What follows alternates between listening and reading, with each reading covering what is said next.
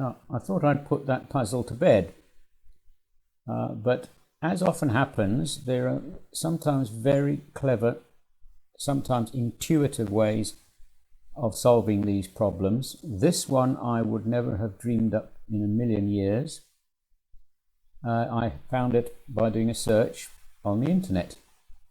So it says, imagine you've got a third hand which moves 12 times as fast as the minute hand. Then if at any time the hour hand moves to the location of the minute hand will move to the location of the imaginary hand.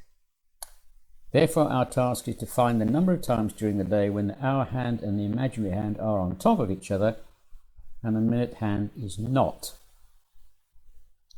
Now that takes a little bit of thinking. I couldn't understand a word of it to start with. So let's make a simulation. So what I've done here, I have made an extra hand, the green one, and it has an X as the extra hand or the imaginary hand, a marker to show where the minute hand is, and a marker to show where the hour hand is.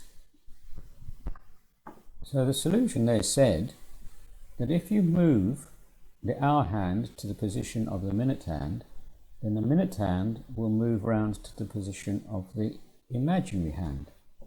Let's give that a try.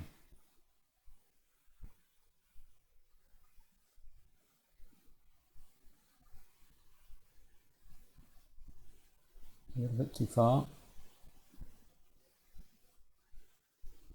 There we are, that's lined up quite nicely.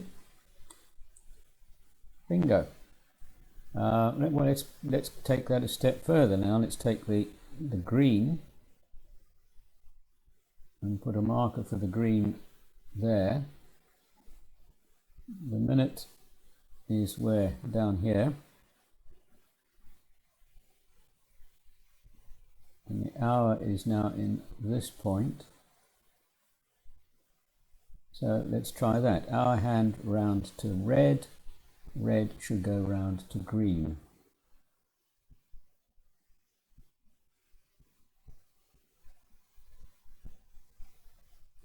Try and nudge it a tiny little bit further. There we go. So it does seem to work.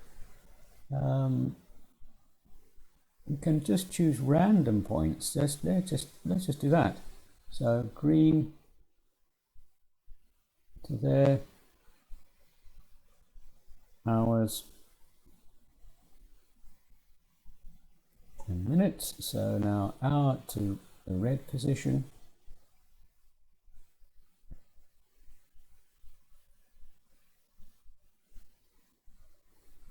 And hey presto, it does seem to be quite clever. Now, if we then were to go right back to the beginning and attempt to line all of these up, that's going to be impossible, but I'll try and get them close together. Okay, let's pretend that all three of those are lined up, and we start advancing the now in this position I can move the red one, so around we go. Watch the green will come around and the green will pass over the blue, and that is an ambiguous time. Around we go into this segment or sector. The green passes over the red, and we'll travel all the way around to here, and we'll show that it's working. So when the green passes over the red, so this would be an indication of the time would be 0 hours and just over 45 minutes, or 9 hours and about 4 minutes. So every time that green hand passes over the blue hand, you have an ambiguous time. If all three of them are lined up together, such as we could get, say, down here, let's try this one, all three lined up together, so there we go, it's coming. No, I've missed it. All three lined up together. So if all three are lined up together, that is then not an ambiguous time. So, question, how many times does the blue hand get passed by the green hand?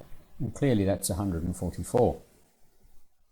But each sector, there will be a position where all three are in the same place, so that's 12.